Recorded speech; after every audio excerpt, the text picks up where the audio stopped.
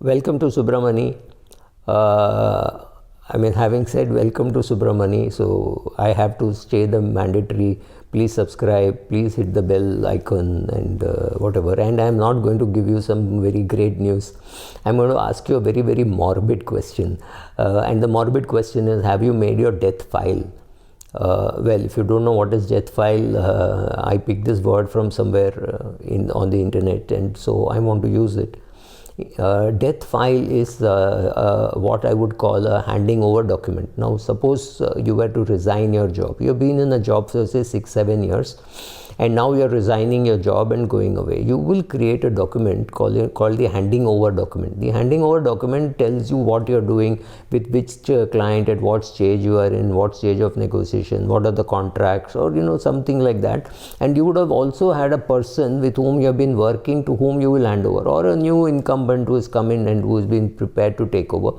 So maybe you spend 1 day, 1 week to 15 days, depending on how much time your company expects you to, and you create a file which could be in the form of text, it could be in Excel sheets, it could be in WhatsApp messages which you forwarded to that person, etc. Right? It could be all lot of things put together. It is not just one page on which you write down that these things happen. You do it in an organized way. Many companies would have a proper format in which to do it. Unfortunately, we don't have any such thing when you pass on and your family has to take over your assets and liabilities, if any. Right. So what I would suggest is creating a file. That file could be in a physical format, or it could be in a electronic format, or could be a combination of everything.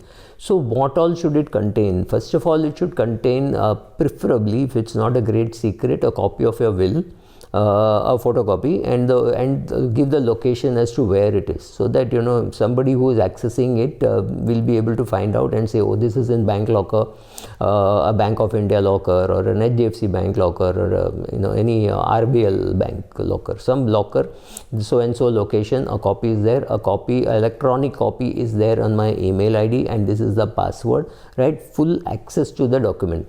Naming the beneficiaries, you've done all that. You've already named. Let's say I've named this person whose name is Latika Vishwanath, and this is her PAN number, this is her Aadhaar number, and she's married to Mr. Vishwanath, who is so and so. Right, complete details of that person, details of who is your lawyer, details of who is your chartered accountant, and details of who is your financial planner, some mutual fund consultant, or life insurance agent, mentioning what they do, because sometimes they don't even know. Like if your wife and children do not know why do you go to a chartered accountant for, or why do you go to a financial planner for, at least a one line summary of what each person does for you. And some details of your portfolio, in case you have not given too much details. You say, okay, I have this property on which so and so is staying on rent. I'm sure your copy of the agreements can be found here. Right, all those things in a file. This is apart from a will. You will anyway make a will. In a will, and you will make sure that the will is at least notarized, if not registered. There are 3 stages. One is you write your will. Second, you notarize it. Third is you register it. So first 2 steps are good enough. But if a person is 80 or 85 and you're sure that this is perhaps the last will, he or she is not going to buy any more properties.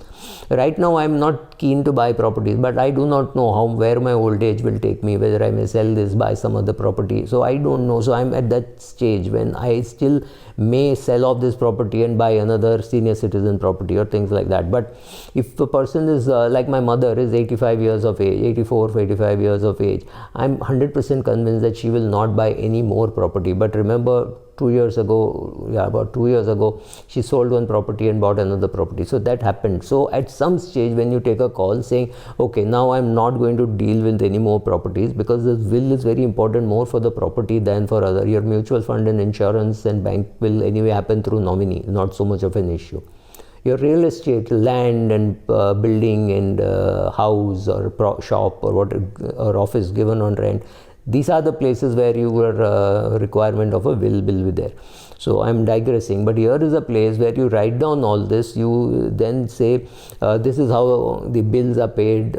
I pay bills through my ICICI Bank credit card, and these are the instructions, some of the passwords, some other things which you want your wife and daughter to be involved. And if you're younger, even saying, and suppose you are handling your parents' money, then the details about that, right? All those things which you think your family will need, and they cannot just access you, because maybe something bad happened, you slipped and fell and you hit coma, and therefore there is no access to that, or no access to your brain, or something like that happened. Right, so be careful about it. Give as much details as possible. Some people can go ahead and give the details of my colleagues in office, the people with whom I go for camping, the people with whom I go on cycle rides, right? All those things, because the minute somebody picks up the file, the minute your wife hears that you're in coma, and tell her that she should access this file, say also where this file is, and there she will be able to find out who are the people with whom she should be in touch. Or if you have gone cycling and she does not know where to find you, maybe you give details in a separate place, but in this place it will definitely be there. And you say, oh, I've gone with this group, I've gone running with this group, I got hiking with this group, I got cycling with this group, and tell your family where you have gone. So even in such cases they can access it. Can you believe it? It is important for you to even put your immediate neighbor's name, phone number, etc., 3-4 numbers, the security of your building, because if your wife has to access your house from somewhere, these are numbers which are necessary. She may not be carrying it, but maybe an electronic image of that or something like that, or she can access. Or maybe your wife is in Chennai and you are in Bombay. You're not picking up the phone and she can't access anything else, so she tries calling up the security or the neighbor, right? You just assume, oh, it's my neighbor, I don't need the number. You need the number. Absolutely, you need the number. So all this should be there in your death file. It may sound morbid. You could call it a life file if you want, because when your life ends, this file will be needed. Call it death file, call it life file, whatever, but make sure that it is made, it is updated. The passwords are updated every quarter. If you change your passwords every quarter, update this every quarter. Is it nice to do? Yes, it is nice to do. Is it must do? Yes. People who have done it would have benefited. Let me give an unbelievable story. All of you remember that in Kutch there was an earthquake, right? Must be 2002, 2001, 2002, sometime. I'm not very sure about the dates. One man came, and this was in the HDFC Securities office. He came and said, I want to sell some of my shares, but I don't have my slip books. You need those slip books to give delivery of. So we probed and found that he had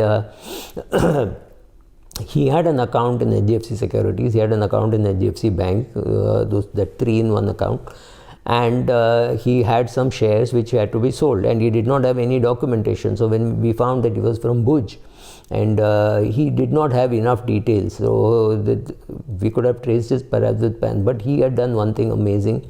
He had photocopies of all that mailed to himself along with a will. And we could access his bank account, we could access his email account. He accessed his email account, he gave us details from there.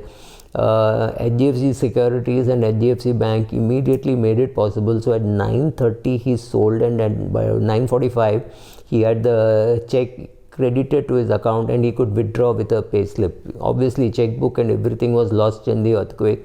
He could access it, and it is unbelievable, because we are talking 19 years ago. Somebody had thought about keeping all the details in an electronic form, and he had just posted it to himself. We could access it, and he benefited. It's an amazingly important thing to do. Create your death file, have all the details in it. In case, we have none of us like to plan for disability and death and going into coma. Nobody. It sounds very morbid. I have not made my death file, but I have made my will. And my assets are not very complicated. There's no real estate or nothing, or one house which is there mentioned in the will. So my life, I think, is very simple, and I hope my wife and children, my wife and daughter, will be able to collect the strings from there and be able to live their life. But am I going to make it? Absolutely. I'll tell you the progress on that very quickly. Thanks. Bye.